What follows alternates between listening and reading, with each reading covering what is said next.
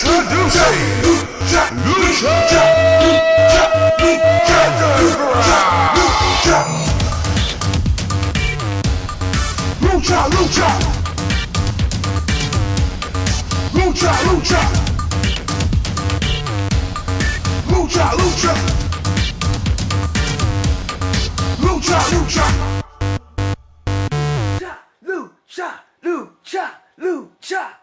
Ladies and gentlemen, welcome to my Lucha Underground Season 3, Episode 11 review for Aztec Warfare 3. My very first review of Season 3 for Lucha Underground. And I think after this episode, you might get more reviews because this was awesome. This was Lucha Underground at its finest. Just all around great action, great storytelling that led to more stories to come. And I loved this episode. I thought, once again, there is something about Aztec Warfare that just really gets me hyped, that gets me excited, that makes me feel good about being a wrestling fan, which at the end of the day is the ultimate goal. To make wrestling fans feel good about being wrestling fans. And Lucha Underground, you did good tonight. Everybody, all 20 performers did amazing in this match. And man, there's a lot to talk about. Let's get to it. I love the opening vignette. You have Johnny Mundo backstage confronting Dario Cueto, telling him, look, I don't care what happens tonight. If I don't win the Aztec Warfare, I want a shot at the World Champion next week. I'm cashing in the Gift of the Gods Championship, who he won from Sexy Star. Dario Cueto didn't take kind to Johnny Mundo getting in his face, and he said, okay, so you think you can just get in my face and do what you want, right? Okay, yeah. You'll get your match next week, but you know what? You might not make it to next week because, yeah, your entrant, I know it's number 12, but now it's number 2. You'll be fighting the monster, Matanza, first. And he crapped his pants. Yep, he crapped his pants. I know he did. Then we get to the match. Man, where do I start? You know, Matanza looked like a beast, as always, man. And he was my pick to win. My pick to win was Matanza. I did not look at the spoilers. I know a lot of you have. I know a lot of you were spoiled ahead of time that Sexy Star was winning tonight. I chose to be a believer and just watch it as a fan. So my pick was Matanza. I thought he was going to be the first one to go the entire Aztec Warfare and win it all the way through. That's what I thought. I was wrong, apparently. He did take a loss. He did lose the championship tonight in epic fashion. He went down fighting. He took 5 mil. Yeah, it was Mil, the Mac, Sexy Star, Johnny Mundo, and Rey Mysterio. Yeah, he took 5 finishers and got eliminated. And then when he was eliminated, he was angry. He was mad. He attacked Rey Mysterio, put him on a stretcher, started going ballistic, destroying things. He broke a steel chair up against the office wall, and then he pushed Dario Cueto. And I thought with the key, that magical key that he holds around his neck, that was how he controlled him. He lost control of Matanza. He got pushed. So I'm curious to see how that will play out. And I gotta say, man, Matanza, one of the best big man wrestlers today. I also like what they did with him in Mariposa. I like that psycho, weird, crazy love angle they tease. Only for Matanza to chokeslam her and pin her 1, 2, 3. But let's see where that goes. I want to see them shit. Why not? We had the debut of Jeremiah Crane. Well, not the debut. I think he wrestled, was it last week or a few weeks ago? So it's not the debut of Jeremiah Crane. But yeah, he looked good in this match. The former Sami Callihan, also known as Solomon Crow from NXT, by the way. Those of you who don't know. But Jeremiah Crane looked great. Loved his finisher. Loved that double underhook pile driver. One of my favorite finishers. It looks like it should kill you. It really does. And I think he got eliminated by... who did he get eliminated by? I think it was Pentagon. Was it Pentagon or was it Worldwide Underground? I don't remember. But he took Evalise's spot because that was supposed to be Evalise's spot, and she got injured. So let's see where that goes. But I liked him. I'm very curious to see where this love angle between him and Evilise goes, and I wonder how Son of Havoc will play into it.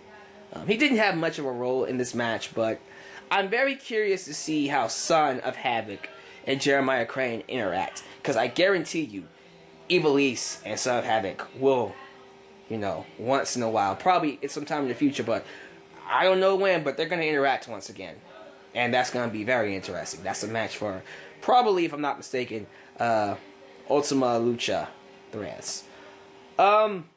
Speaking of Worldwide Underground, Johnny Mundo, Jack Evans, and PJ Black had their little team up, and they were triple teaming everybody, and then I think Mundo lasted all the way to the last 6-5, one of those two. I don't remember which one. I think it was the last 5. So he went a long, long time. He lasted longer than Matanza. But he eventually fell at the end. So he gets his championship match next week, though. Let's see where that goes. Marty the Moth looked pretty good. I actually liked him standing up to Matanza. While everybody else avoided Matanza because they're smart, Marty was crazy enough to confront him face to face, and he actually stood toe to toe and gave him a hard time. I like that. That was cool. He lost, but it was still cool. Really good stuff. There's some issues going on between Drago and Cobra Moon, yeah. And apparently they had their little confrontation. Drago took out Cobra Moon, and they're going to have a feud now. So let's see where that goes. That's pretty cool. I also want to see where Black Lotus and Pentagon Dark goes. Man, when I saw Black Lotus come out with those ninjas, those female ninjas from the Black Lotus tribe, and they all attacked Pentagon Dark, I was like, dang. One of them did a Canadian Destroyer front flip pile driver, and pinned him. They screwed him out of the match. So that's a feud to look forward to. That's going to be a nasty, nasty feud. Can't wait for that one. All kinds of stuff happened in this match. Joey Ryan tried the same handcuff trick. I can say trick. Chip. Tick. Trick. There it is. Trick. But you know how last year he handcuffed himself to the barricade. This time, he handcuffed himself to the rails, because he's like, look, you gotta break these rails off if you want to get rid of me. Unfortunately, he didn't take into account that he was in front of the entryway, and the next entrant was Mil Muertes, and he was right in his path. Mil ripped off, like he broke the handcuffs. He didn't break the rail, he broke the handcuffs. And then he beat him 1, 2, 3.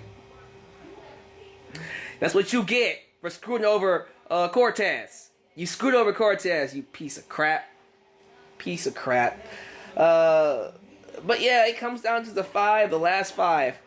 And just when it seemed like Mundo was going to win, Angelico returned. That man appeared from the crowd, got on top of the office like last year.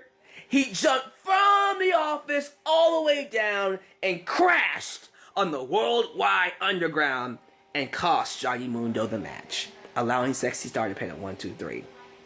Dang, that's a feud I'm looking forward to. That could be a World Championship feud in the near future. Watch out for that. Watch out for that one. That's going to be nice. It came down to 2 people, Mil Muertes and Sexy Star, which I thought was very poetic. If you know Sexy Star's character, she's been dealing with suicide. She's had thoughts of suicide. She's dealt with a really dark past. And her mask symbolizes her conquering fear, conquering death. And she fought death. The embodiment of death. Death incarnate in the last act of this match. And she fought hard. She had this one moment where she took the steel chair and just walloped, walloped Mil Muertes over the head. And I'm talking Concussion City, baby. And then he kicked out, and lots of cool near falls at the end. There were like 2 times I thought Sexy Star had him, and he kicked out. Like, he was gonna spear her to the table, and he missed Sexy, and he speared himself to the table, and she pinned him, and he kicked out. And I was like, dang. But she ends up beating him with a double stomp. Double curve stomp, excuse me. Well, double stomp. I had it right. Double stomp. Pins on 1, 2, 3, and your new Lucha Underground champion is Sexy Star. Again, here in 2016, it's the year of the female wrestler, man. Really cool stuff. Love seeing Sexy Star become champion. And it's a great culmination to her story, seeing her once again conquer death and become the top wrestler in the company. You know, you can call it what it is. I think it's great. I thought if any female wrestler was going to win that thing, I would have loved it to be her. And I loved her story with Mariposa last year. I love her winning the Gift of the Gods Championship. She didn't really need to cash it in because she still won it without it. So, let's see how long this lasts, man. It's a great Cinderella story.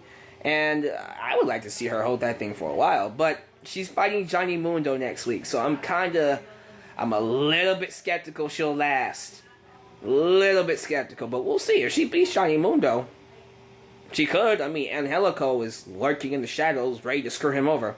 So, hey, don't think they won't hold that belt on Sexy Star. But let's see, man. I thought it was a great episode. I thought it was a great match. Thank you, Lucha Underground. Thank you so much for giving me yet another great episode. Now, as I said before, this will not be the last Lucha Underground review you get from me. I might do one next week, but we'll see how that goes. Thank you guys for watching. Give me your thoughts about Aztec Warfare 3. Who is your pick to win? How you feel about the match? Everything down below. Put it in the comments. But with that said, subscribe, like me on Facebook, follow me on Twitter, and check out the t-shirts and everything down below in the description box. Thank you guys for watching, and I'll see you next time into Lex Man's World. Now hit my music.